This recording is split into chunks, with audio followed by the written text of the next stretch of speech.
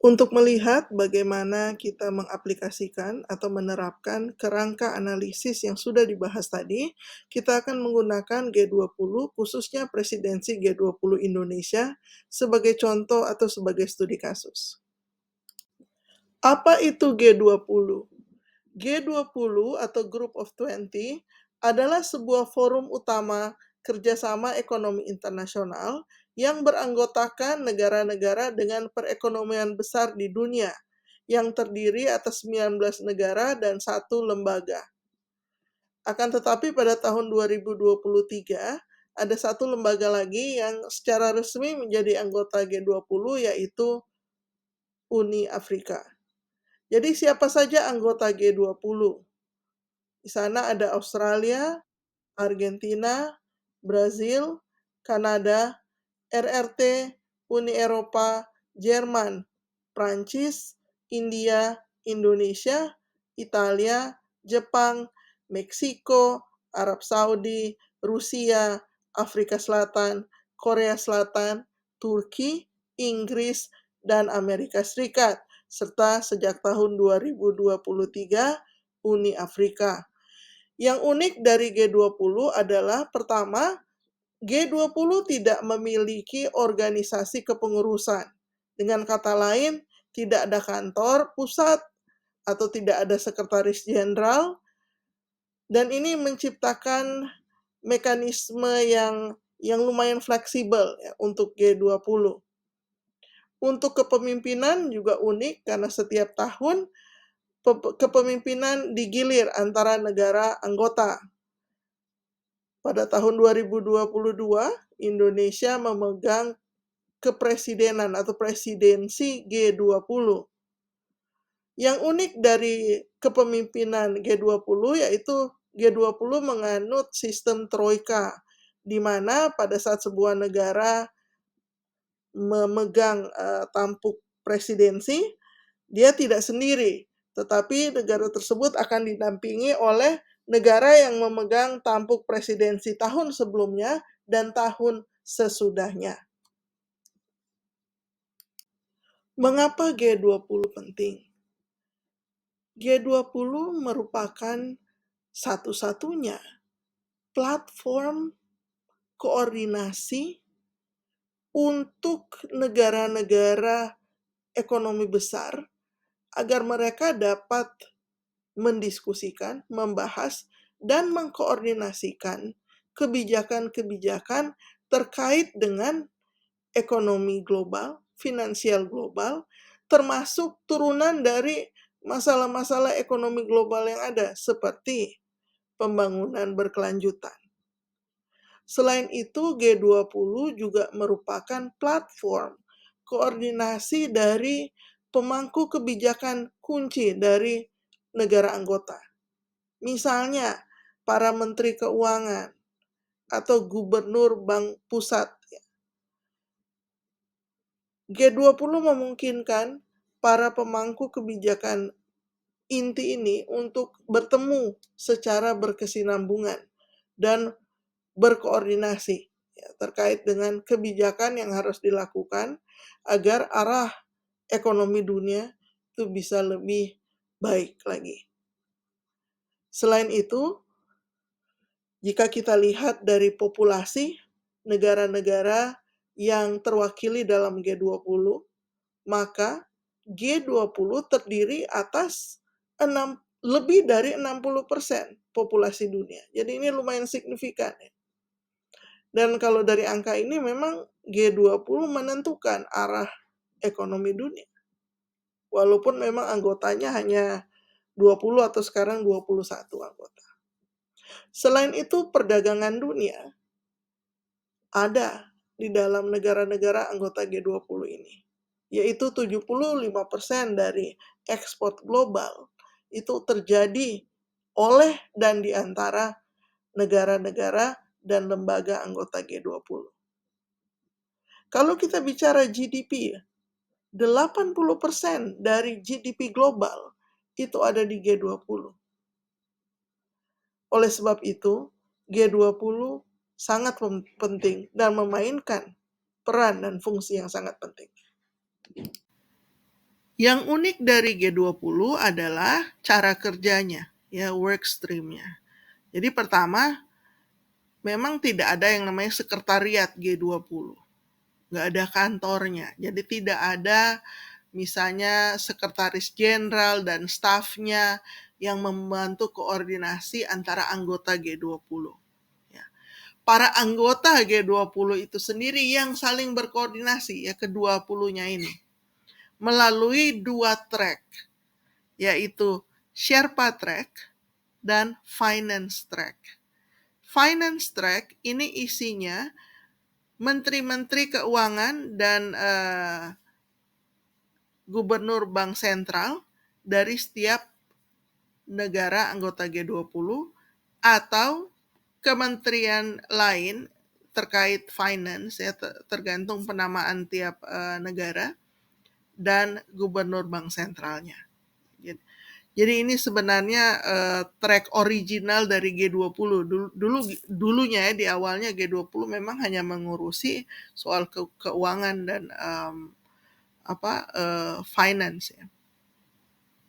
Nah, fokus utama dari finance track adalah tentu saja ekonomi, ya, finansial, monetary,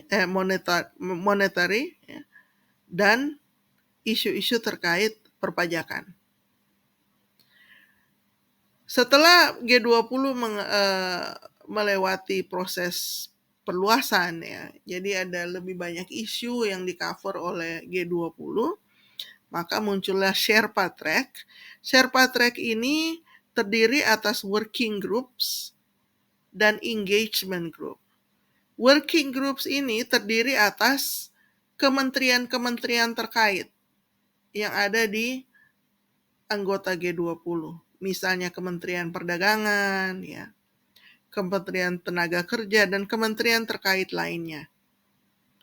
Jadi Kementerian Perdagangan Indonesia misalnya akan berkoordinasi dengan Kementerian Perdagangan negara-negara lain di G20. Jadi Anda bayangkan ini komunikasi langsung, ya. Jadi dialog forum multilateral ini memungkinkan negara-negara anggotanya langsung bekerja sama bersama-sama, ya, saling angkat telepon kali, ya, kalau ada isu tertentu. Jadi di sini bentuk kelembagaannya memang unik, ya. Kalau organisasi lain, katakanlah bahkan ASEAN yang anggotanya hanya 10, nanti 11, ya, dengan Timor Leste. Itu pun harus difasilitasi oleh sekretariat. Nah, kalau G20 itu langsung aja, mungkin karena ini fokusnya ekonomi dan perdagangan, ya. Jadi mungkin mereka mencari jalan yang efisien, ya, cepat dan tepat antar anggotanya. Nah, selain working group, bagian Sherpa juga menaungi yang namanya engagement groups. Siapa nih engagement groups? Ini berbagai kelompok pemangku kepentingan non-negara. Jadi misalnya akademisi, kelompok buruh, dan lain sebagainya tergabung dalam engagement groups. Nah, dengan adanya perluasan G20 dalam artian cakupan bahasan, kemudian aktor yang terlibat, G20 menjadi lebih komprehensif dan dengan demikian menjawab kritikan terhadap G20 selama ini. Jadi misalnya 10 tahun lalu, ya, pernah penyelenggaraan presidensi G20 itu diadakan di Seattle dan kemudian ada yang di Kanada. Itu sangat diwarnai dengan bahkan demonstrasi, ya, karena G20 dianggap sangat elitis, tapi kemudian dari segelintir negara yang sangat berpengaruh dalam ekonomi dunia, kebijakan dibuat dan mempengaruhi seluruh dunia. Jadi dengan kehadiran Sherpa Track ini kemudian menjawab kritik tersebut bahwa sekarang aktor non-negara pun bisa terlibat dalam kebijakan G20 melalui engagement groups. Apa yang dilakukan engagement groups? Tentu saja berdiskusi, ya. Ini engagement group aktor non-negara dari berbagai negara di G20 dan negara yang diundang. Mereka mendiskusikan isu-isu yang penting sesuai dengan area fokusnya dan memberikan rekomendasi melalui Sherpa Track. Nanti Sherpanya ini yang akan membawa rekomendasi tersebut ke pertemuan tingkat tinggi. Jadi mereka yang akan mengolah dulu, menyeleksinya, mana yang misalnya membutuhkan komitmen kepala negara, itu yang akan dibawa langsung ya, dimasukkan ke pernyataan kepala negara yang akan dibacakan di akhir KTT. Tapi mungkin ada beberapa isu yang dianggap teknis ya, jadi masuknya ke ranah working group. Nah, Sherpa ini kerjanya lumayan unik ya, karena ini sekali lagi diisi oleh perwakilan setiap negara G20 yang ditunjuk. Ya, jadi mungkin tiap negara beda. Kalau di Indonesia ada 2 co-sherpa ya istilahnya. Kalau negara lain biasanya sherpanya cuma 1 dari kementerian yang ditunjuk. Kalau di Indonesia co-sherpa di G20 itu ada 1 utusan dari Kemenlu dan 1 dari Kemenko Perekonomian. Jadi ini bersama-sama mewakili suara Indonesia di G20. Nah, ini dari pengalaman kami juga UPH turut mendukung ya pelaksanaan presidensi G20.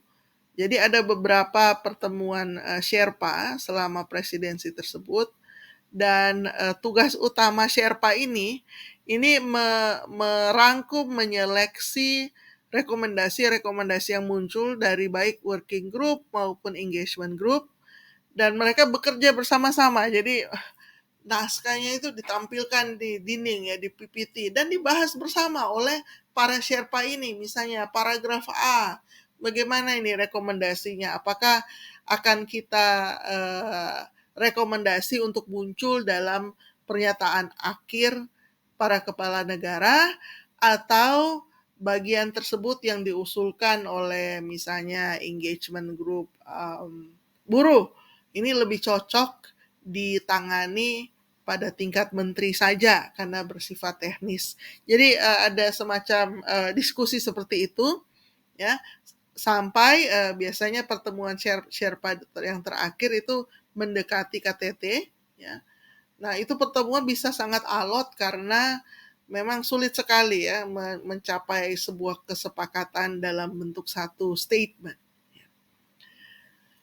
Jadi kalau teman-teman tertarik dengan G20, itu statementnya ada, teman-teman bisa akses, bisa lihat, dan proses sampai menjadi pernyataan yang panjangnya 4-5 halaman tersebut, itu bisa makan waktu literally ya 1 tahun. Ini hasil kerja banyak orang, khususnya para Sherpa ini. By the way, Sherpa ini mengambil kata dari bahasa Inggris. Sherpa secara harafiah ini mengacu ke praktek atau orang yang kalau mendaki gunung ini kayak kuli yang angkat barang. Jadi itu namanya Sherpa dalam bahasa Inggris. Ini kuli yang angkat barang sehingga pendaki bisa sampai di puncak gunung. Nah, memang mungkin ini sebuah metafora yang lumayan tepat ya. Ini Sherpa, dia memikul bebannya, dan kebanyakan orang tidak tahu siapa Sherpanya ya. Karena beban itu dipikul supaya nantinya si pendaki, dalam hal ini kalau di G20 kepala negara, bisa mencapai satu kesepakatan akhir bersama. Jadi ini bentuk kerjasama yang unik ya. Ini keunikan dari G20 sebagai sebuah lembaga.